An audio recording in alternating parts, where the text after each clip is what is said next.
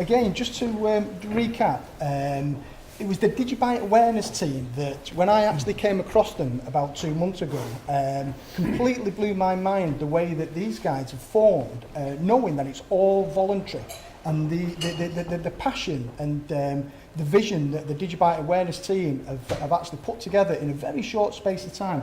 I just wanted to make sure that obviously we're giving a massive big thank you to Rudy and Dean, who actually are the... Frederick. Frederick. Who actually are the core members of the Digibyte Awareness Team. And one of the things that I just wanted to ask these guys was how they actually got the team together, what has actually happened in a very short space of time, but really what is their vision of what they would like to do in the future. So I don't know whether you can give us a little bit of background. I can give you a little bit of background where we started, and then maybe Rudy can go on to more of the sort of technical side of it. But basically, we were very active as community members on Twitter on a daily basis, and then all of a sudden, one of the other Digibyte Awareness Team members, Rollerball Andy, is a good friend of mine. He created a chat within Twitter. So he added he added myself, Rudy, Frederick, and other members, and we basically got in this chat group. And everything else that had gone on in the past with other marketing businesses which failed, unfortunately, we started discussing that, and we thought, well, what can we do as a community to raise awareness? And we basically were chatting in this group, and then I turned around and said, why don't we create a Digibyte awareness page on Facebook, Twitter, LinkedIn, all the social media?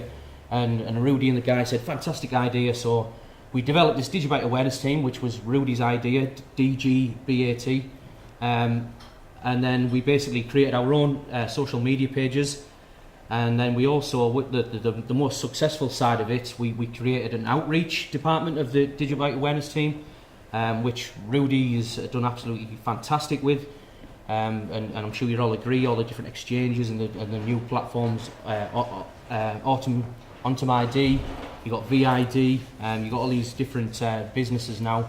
I think they're from Holland as well.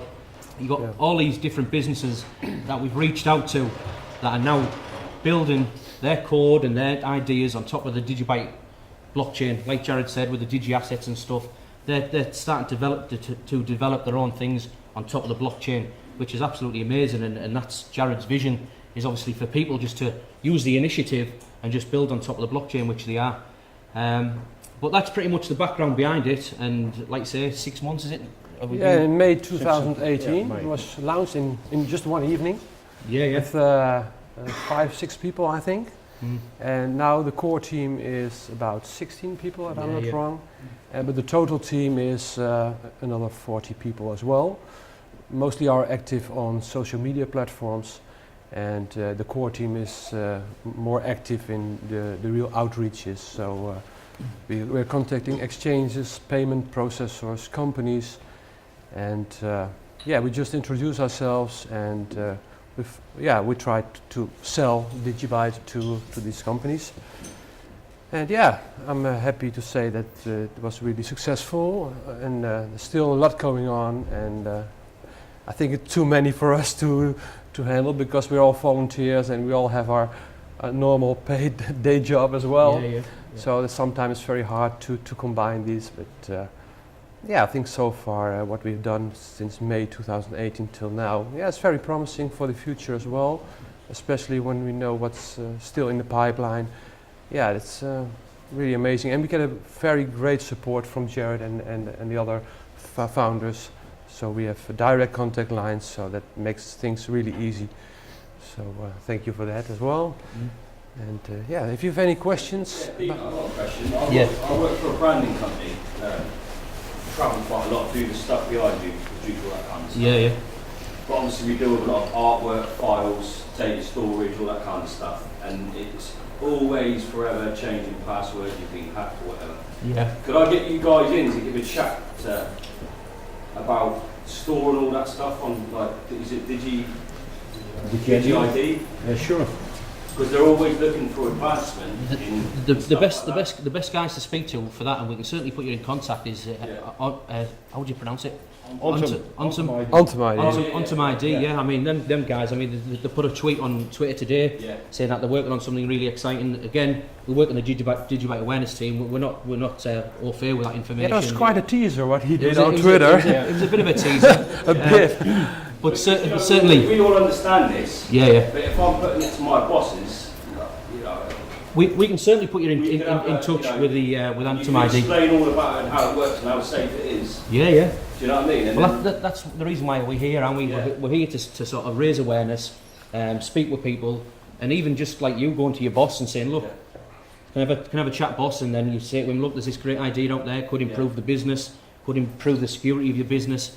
We put you in touch with Antum ID, and then before you know it, there's another business built up on the Digibyte blockchain. You know, and hopefully we sort of get a bit of a snowball effect with all these businesses, and that's how it's going to become to mass adoption. It's word of mouth. It's having days like this where we all get together, we spread awareness. I mean, I know sort of mine and Stephen's vision is if this is a successful event, then maybe next time we say, right, we're going to have one in Manchester, then we might have one in Leeds, and hopefully Amsterdam as well. Amsterdam.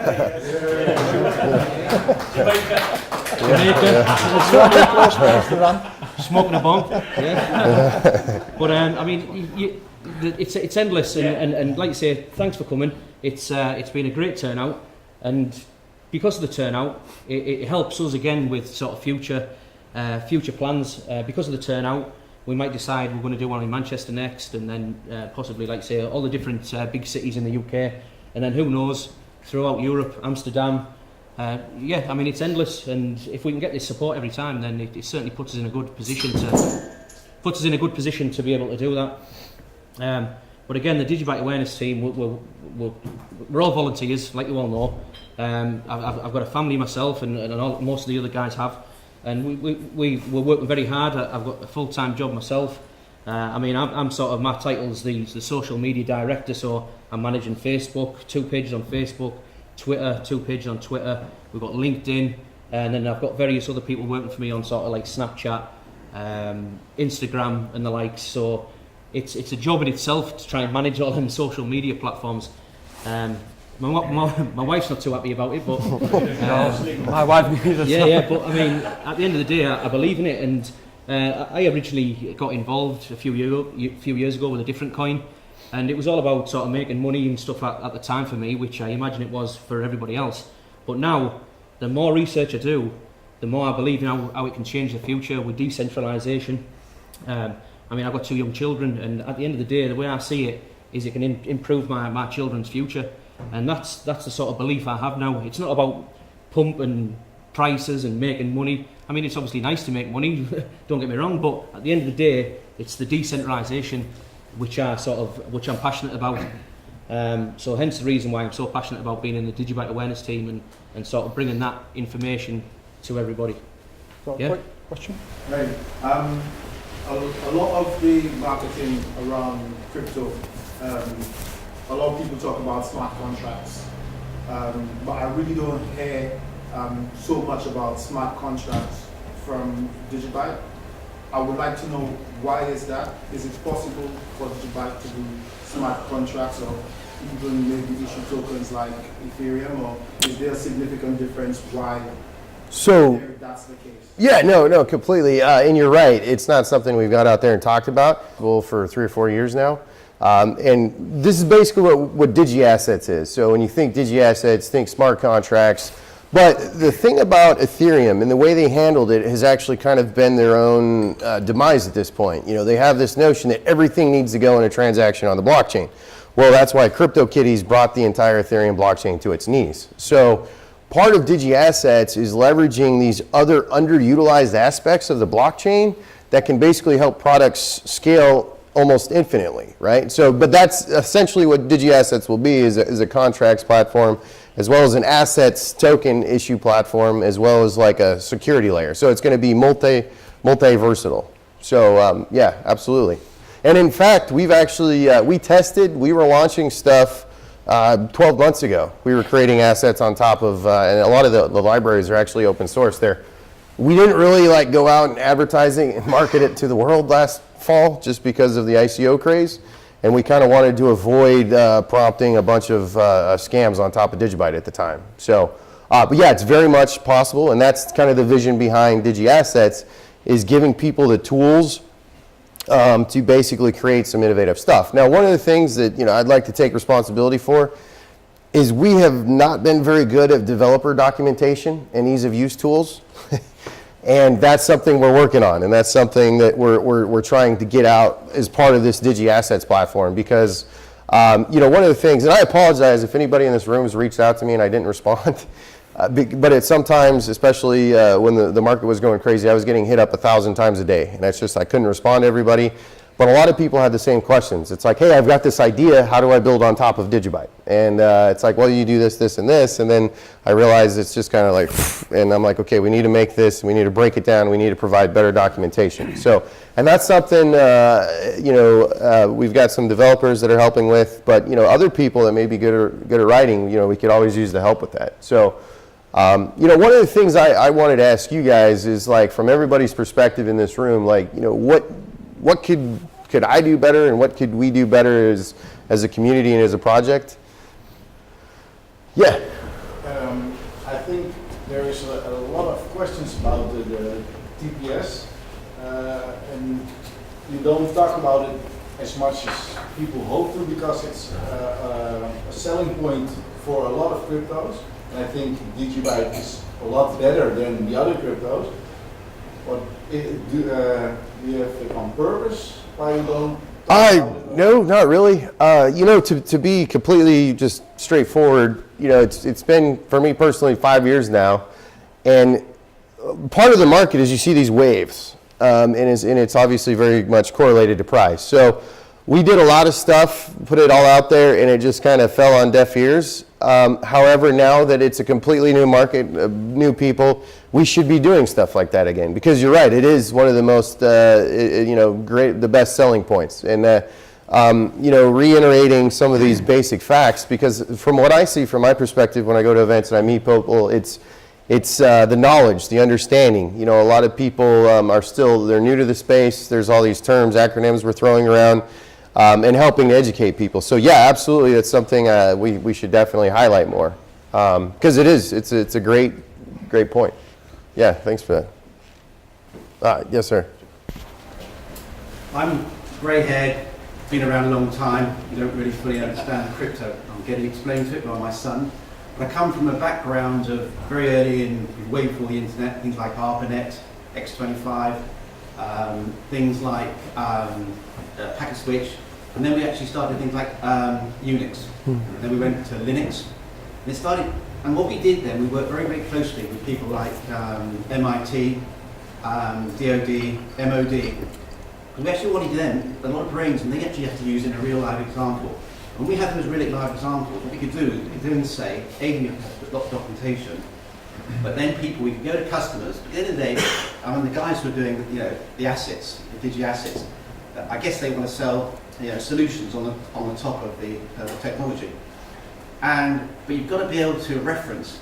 And if you can reference people who've really tried it in a real world, it's very, very beneficial. So that's my experience in working in all those industries at very, very early days. That's what I'd say.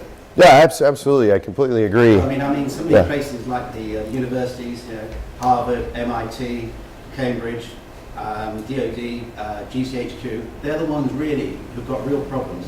Right. If they see a technology that works and helps them out, and you can work with them, and then be able to reference that then to move into the commercial world, it gives you a hell of a head start. Absolutely, yeah. I don't know if you know, just earlier this year I was at MIT twice and Harvard, so that's definitely that strategy we're trying to employ kind of behind the scenes. But yeah, thank you. Yes, sir. This is my first exposure to DigiByte, and you seem to have taken it in a very positive direction over the last 5 years. To what extent are you a point of failure for the DigiByte project, and what is in place to prevent others taking it in a less favourable direction? Well, this is something I've absolutely thought about since the first day that I went public, which was basically right after the launch. It's like I always wanted to put myself in a position where I'm not like the single point of failure. So, at this point in time, if I get hit by a bus, you've got these great gentlemen, there's dozens of developers, and there's a lot of different people that I think are very passionate about the project. One of the unique things about Digibyte is it seems to have attracted a very quality type of people across the globe. So, from a technical perspective, there's some great developers that have actually contributed some amazing stuff to Digibyte. They've preferred to remain anonymous. I would imagine some of these people would continue to be doing that. But yeah, I mean, that's very much something why, a lot of the reason that I absolutely love, like when the Digibyte Awareness Team was formed, is because I feel like the more groups like that, the better off the system is in the long run. Because I don't want to be the focal point. I don't want to be the single point of failure. But like I said, from a technical perspective, even actually if pretty much all of us were not here anymore, the network would continue on. So. Okay, so I heard you've got a criteria that 70% adoption is a point at which something clicks in. Yeah, change. So you would have 70% of the network that would agree. Now that depends on how somebody rolled out the software. So if they rolled out some sort of update, some of the other projects have done 50%, but we chose 70%, for a reason, because of the 5 algos. We figured that if we ever needed to get rid of one, you would have the majority of miners on the other 4 that would agree. So, and it did work before with SegWit. Well, yeah, I mean, personally, I think it makes a lot of sense. It's when you say we chose, it's that area that I suppose I'm... Oh, okay. Yeah, how do we make changes? How do we do it? So it's basically stuff like this. So every time in the past, I've got on the forum, I've talked to the other developers, and actually this particular algo change, it wasn't my idea, it was some community people. They proposed it. It's literally on GitHub. It's a pull request, so anybody can view it. It's been submitted into the developer chat, and then basically from there, there's kind of debate, talks, conversations like this, mainly happening on Telegram at this point, some of it on Bitcoin Talk. And then from there, somebody proposes the changes, proposes the code, other people go and review it, other people test it, and then basically when the time comes, when it seems like there's no more bugs or errors, and everybody seems to be in consensus, we put it out there. Now if the network rejects it, they can reject it. If they accept it, they accept it. And one of the things that I've tried to do is just be as transparent and open with people about the benefits of why these upgrades and changes are good. Now I fully expect that people across the planet and other developers, if I propose some wacky, crazy idea, that the network rejects it. So it's not like I have a switch I can just flip on and off. It's far from it. So, yeah, yeah. Jared, I just wanted to ask a question in terms of, I know it's sort of the open source ethos that obviously we develop something that's out there for the whole world to use, but does that not in a way take away from Digibyte's competitive advantage? Let's say like DigiShield that you developed, if only Digibyte had that, would that not have given us an advantage, whereas everyone can access it? And the same with your new every 10-day algorithm. It is the conundrum of open source technology, right? I mean, Digibyte, obviously we started from the Bitcoin core protocol and we've been building upon that, right? So it was released under the MIT license, and part of the MIT license is you have to open source what's in it. From my perspective, like DigiShield, you're right. I mean, Bcash would not be here right now if it wasn't for what we've pioneered with Digibyte. Because they're basically, the chain would have froze and it would have stagnated and died off. And dozens of other, actually last night I was on a panel with the Zcash developers, and they actually thanked me. They're like, yeah, we used your code, it was great.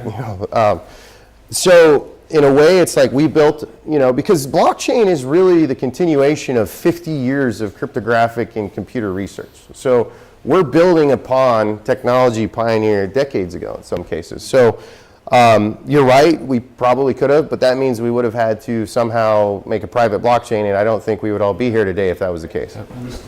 Thanks. Yeah. Right, is everything okay? Just one last question, yeah? Not the technical question, more political one. When moon? When? Soon. Finance, has that been sorted? You guys?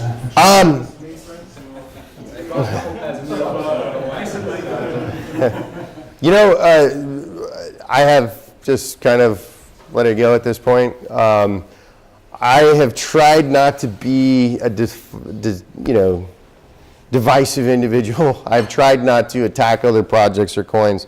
I've tried to be and remain positive. However, with the Binance issue, I couldn't sit back and let it continue on anymore because within the community, I was getting a lot of flack and feedback because people just didn't know what was going on. And they didn't know that, this had been happening for the last 12 months. If Binance wanted to add Digibyte tomorrow, they could. There's nothing stopping them. There's nothing stopping any platform or project in the world from adding us. I personally, I know some other things which I don't really want to share publicly from some of the things I've heard. I don't know how much.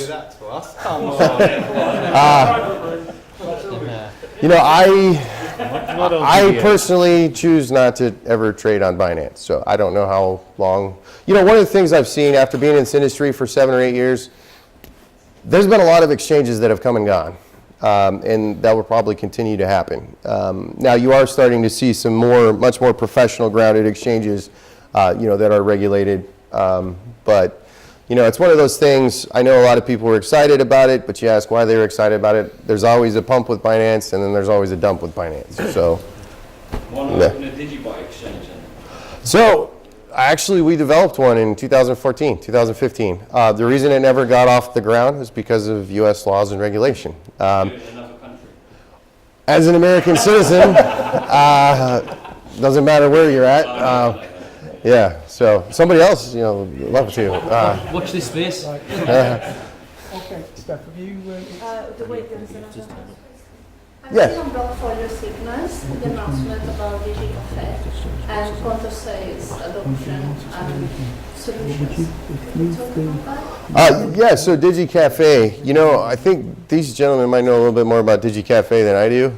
That's one of those things where I've been working on other stuff and I got the news. All I know it's an app what enabled you to make accepting Digibyte pretty easy. I know there's an Android app already and iOS will be there soon. Yeah, I've downloaded it, but I was wondering what's the plan for the adoption basically and the point of sales. I think everyone can use it and it makes it easy for accepting payments in Digibyte. A lot of people don't know there was actually a town, and I still think they do it in Holland, Zoetermeer, as early as 2015, you could walk down the whole street and pay for stuff in Digibyte. Yeah. So there's actually been merchants for years now.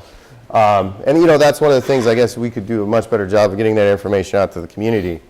But to be very honest, pitching Digibyte as a currency, I know how it started as a cryptocurrency, it gets people's attention, but because of the volatility, as I've had conversation, I even went into Western Union's headquarters, and they potentially talked about how we could integrate and merge with Western Union. This was as far back as 2016. But because of the volatility and the risk, it's hard for merchants. And also they wanted to basically find a way that they could privatize it, which doesn't work. So that's the fundamental problem that I've experienced. I've literally talked with probably every major government Fortune 500 company in the past 4 years. And the problem is, at first they come in and they're like, oh, blockchain, oh, you guys have done all this stuff. And how can we basically take it in and commercialize it and control it? And it's just this, it's the battle of public decentralized blockchain versus corporate entity. And to me, the solution to this is if they want to build their private blockchains, which is something part of DigiAssets, is they can just got to anchor it into a public chain for security. And from there, you can actually scale out a lot of stuff because it doesn't really make sense to build a private blockchain because it's no different than a clustered database. But yet some people are doing it, and the terms being thrown around loosely. So. Okay. I was just going to say, just to finish off, I think the positive side of things with DigiCafe, it just shows you again the decentralization and the open source. This guy just developed this DigiCafe over a period of time, and all of a sudden he was live on Twitter. So I think that just shows you the power of being open source and working on the Digibyte blockchain. But just to sort of finish off from us, we're going to leave the sort of stage now, and I think Daniel's going to come on. But Stephen. Well, all nice I want to to say is another round of applause for the Digibyte Awareness Team, guys.